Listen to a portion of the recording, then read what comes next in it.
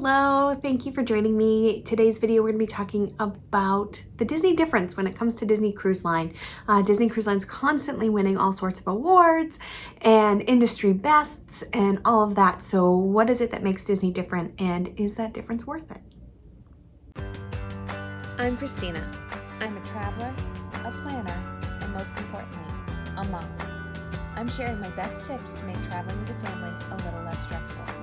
So put down your phone, pack your bags, and let's showcase the world.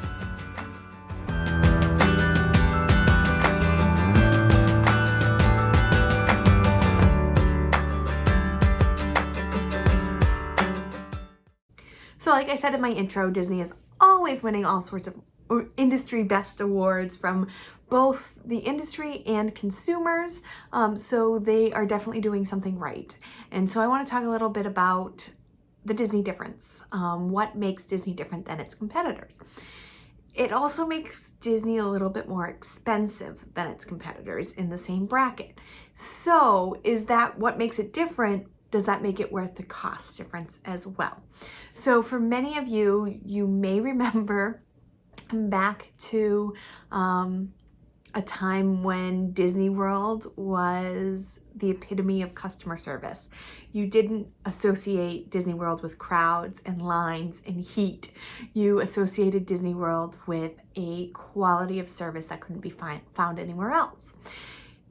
In recent years, Disney World has gone a little bit down in terms of their customer service, but it is on Disney Cruise Line, and Disney just equals quality when it comes to cruising and when it comes to Adventures by Disney as well. The Adventures by Disney arm is incredible, and both of them kind of answer what has been missing in customer service from Disney World. Anyway, so let's talk about comparable cruise lines. Disney Cruise Line includes more than, say, Royal or Norwegian. You are not spending money on specialty restaurants. You are not spending money on beverage packages. You're not spending all of this extra money on activities on board. Everything is included in your cruise costs. All of your soft drinks are free, sodas included. The other cruise lines tend to gouge you on soda and lemonade and iced tea if you're not a soda drinker. Disney does not have an alcohol package, but their drinks are pretty reasonable. And hopefully it's not the type of atmosphere where you are drinking 10 to 12 drinks a day that makes the drink package worth it. I did say you're not spending money on specialty dining. Obviously, if you're an adult and you go to one of the specialty adult-only restaurants, you're only doing that one or maybe two nights. If you're doing both, you're not doing it every night, and you don't feel like you're getting lower quality food in the main dining room. It seems that a lot of cruise lines will have subpar food in the main dining rooms and at the buffets so that they can upcharge you to go to those specialty restaurants. Disney Cruise Line is constantly winning awards on its food. It's constantly, consumers are always saying that their main dining room food is even better than some of the other cruise lines' specialty dining food.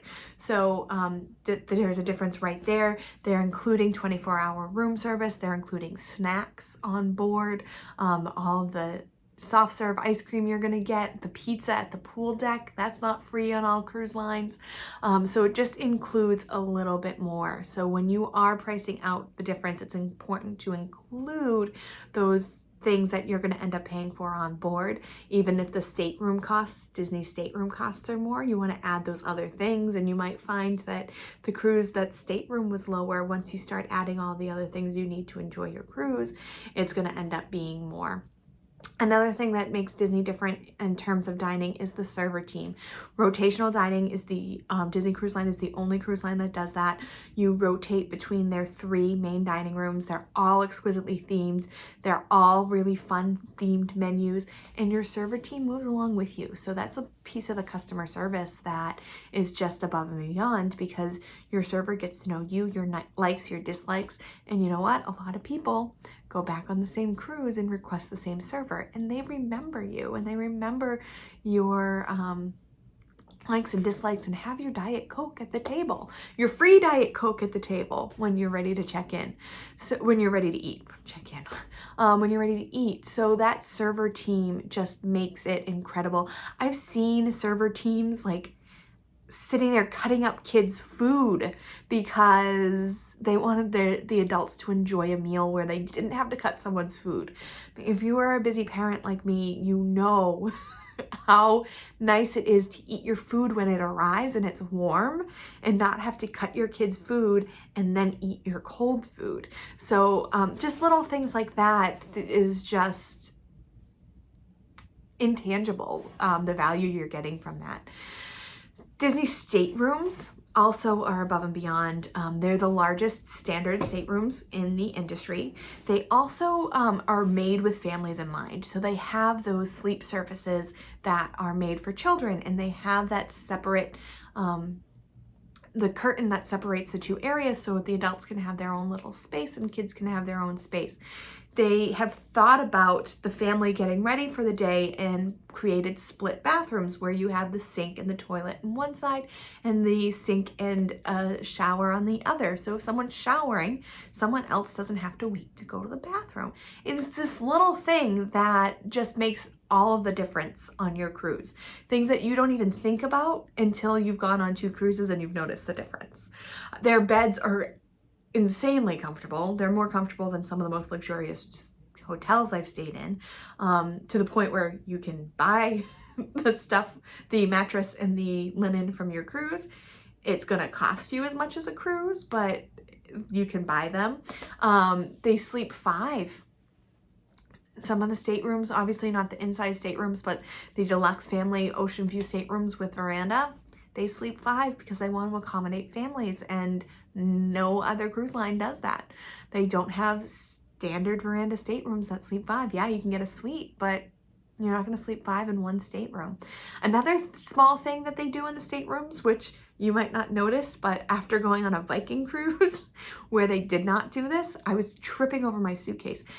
Disney's beds are up high enough that you can put your suitcases underneath. It's incredible.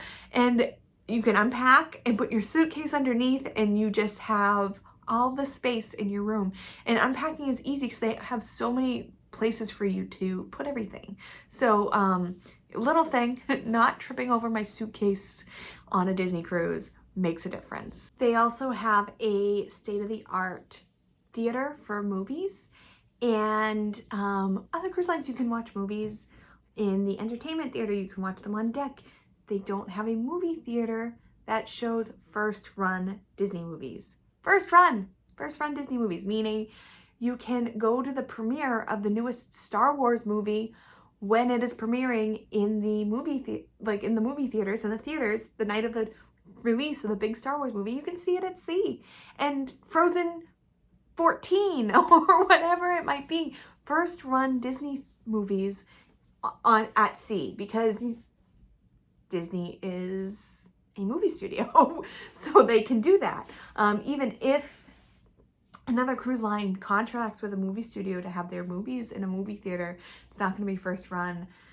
It's not going to be premieres. It's not going to have that same, it's the Disney difference right there. You have exceptional entertainment because no other cruise line also has a theater wing to it. Yes, they can contract with shows, but they don't own Broadway theaters and they don't write Broadway shows. Disney has that, and their entertainment is above and beyond because they have people who start on the cruises before they go to Broadway, or they go to Broadway and then go to a cruise. They have Broadway quality performers on board, and it makes a difference. I went on a Greek island cruise where the entertainment was laughable. It was a Greek island cruise. There were 2 locals. They meant the best, but they put on shows where they each played different roles, and they would change their wigs, and oh man, it was an experience. It was definitely an experience. I love that the Disney shows are 45-minute versions of some of their most popular Broadway shows. So you can introduce your kids to a Broadway show without having to worry about sitting there for 2.5 hours or interrupting people around you. 45 minutes is perfect time for my 2-year-old to sit there and, enjoy a show, and she'd get really into it because it's mostly songs. So there's that. Speaking of kids, you have kids clubs that your kids are never going to want to leave, and that's not the case on all cruise lines. Yeah, they might have a ton of activity for kids, but they're not in controlled kids clubs. You're going to have to pay extra for the rock wall, the escape room, the bumper cars, whatever it might be. You have to pay extra for that. Disney Cruise Line's kids clubs are included, and the kids get to go to Pixie Hollow and meet Tinkerbell, and they get to play in Andy's playroom, and they get to fly the Millennium Falcon. Like, I wish I could go into the kids clubs to do that. Why didn't they have Disney Cruise Line when I was a kid? I would have loved those things. They have superhero trainings with their favorite superheroes, which brings me to character interactions. Obviously, that's a Disney difference. You can see Nickelodeon characters on one of the other cruise lines, but they're Disney characters. And DreamWorks are on the other. I can never remember which one is Royal and which one is Norwegian, but one's DreamWorks and one's Nickelodeon. They have those contracts in place, but they're not those kids' Disney characters coming to life. The princesses and the superheroes and the Jedis and Mickey and the Disney difference. There's just little magic touches throughout the ship as well. You have the Midship Detective Society where the art comes to life. I love the artwork on the walls. There's this one painting of Little Toot, who is a little steamboat, and he's in one of the earlier music animated videos. I can't remember if it's Melody Time or Fun and Fancy Free. He's in one of them, and it's a music piece by the Andrews Sisters, and there's a painting of him, and it just makes me so happy to walk by that. But that's as a huge Disney fan. There's little things for non-Disney fans throughout the ship as well. The theming of the pubs for adults, like, it's like you went into an English pub and then steps away you are in a French champagne bar, and the theming is it just transports you, and it's so well done. It doesn't feel like you're just on a cruise line, in a cruise line lounge, if that makes sense. Animator's Palette has magic touches. Like, where are you gonna get to have dinner with Crush talking to you and interacting with you, and where are you going to be able to draw things on your placemat and have them come to life? It's just magical. Whether you're a child or an adult, the inside staterooms have magic portholes. You're not just stuck in an inside stateroom. These have become so popular because you can see a live video of what's going on outside on the bridge. But then Crush shows up, and Dory and Nemo and all of your fun Disney friends are in your window. It's magical. Can you tell how excited I am? The other thing that makes it different is that the cast members are empowered to go above and beyond. They're not just there for a job. They're there to make you happy, and they'll do that any way they can. If you have a pin trader, I was reading on a blog recently that this woman's son really wanted a Jack Skellington pin, and they didn't have them in the store. They were talking to the store clerk, and she asked all of the cast members on board if anyone had a Jack Skellington pin, and found one for him and gave it to him. Or, adding an extra Mickey bar with dinner to make your dinner a little bit more magical. They just go have that pixie dust, towel animals in your room. It's just exciting, and it does make a difference. It doesn't have a price tag on it that makes a difference.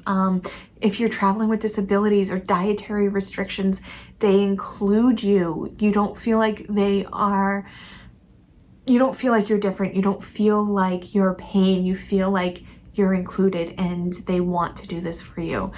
There's so much to do on the ship, so even if it's dreary outside, you don't care. It's just a full experience that makes cruising effortless.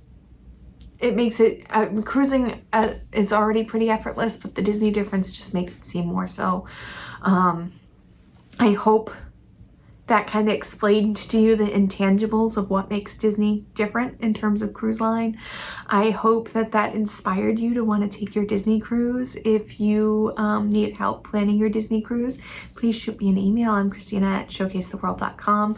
I'll put a link below to my choosing a stateroom guide if that's helpful to you, and hopefully I will hear from you to start planning your trip soon. Thank you guys so much for joining me, and I hope I helped you take a break from the busy. Need help planning your next family vacation? Visit us at showcasetheworld.com to request a quote or schedule a free vacation consultation. Want more great travel tips? You'll find those there too.